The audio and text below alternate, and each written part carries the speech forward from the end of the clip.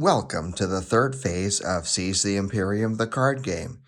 Here in the reallocation phase, we'll be moving our units between our world cards and then ultimately at the uncontrolled worlds of the other players in preparation for the military phase. In Part A, we move our undepleted units between our own world cards, rebalancing our empire and defenses as needed.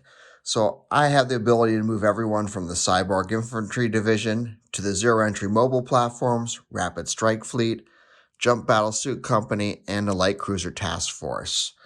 The only one we can't move right now is Infantry Battalion. They are depleted as they just came in on this turn, and so they will have to wait till the next turn to take any action.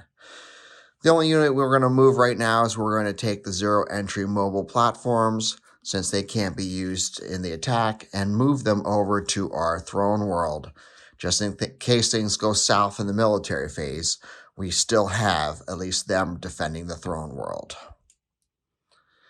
In Part B, then, we are now going to make our decisions which units to send to an adjacent player at their uncontrolled worlds in an attempt to take them and add them to our empire.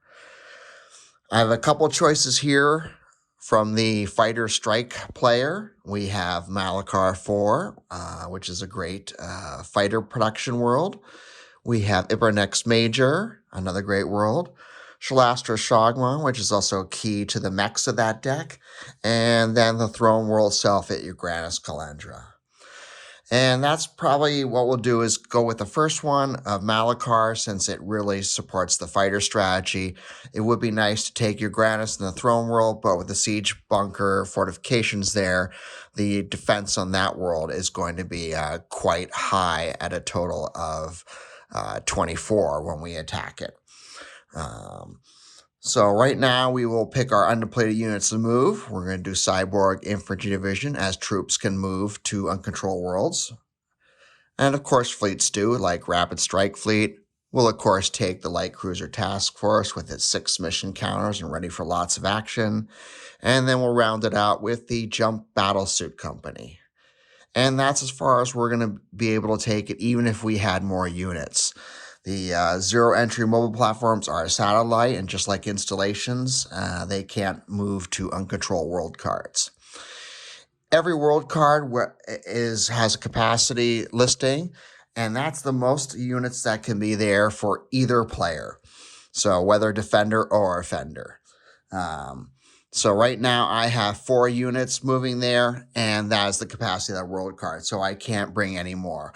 Likewise, the other player will only be able to have 4 units there at any time also.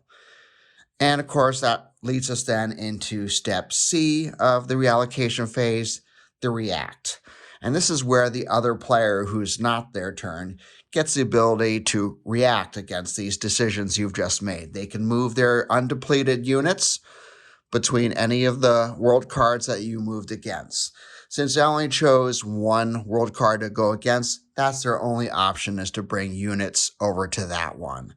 They already have Fighter Carrier Group, which is probably a primary target for us anyway there.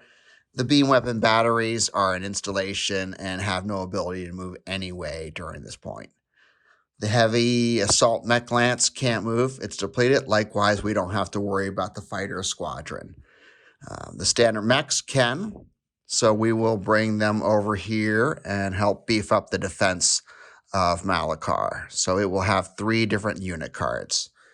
The siege bunker fortifications at the throne world here in Firestrike do not have the ability to move during the other player's turn, so we don't have to worry about that either. So it'll be our 4 units against the 3 for the other player as we go into the next phase, the military phase.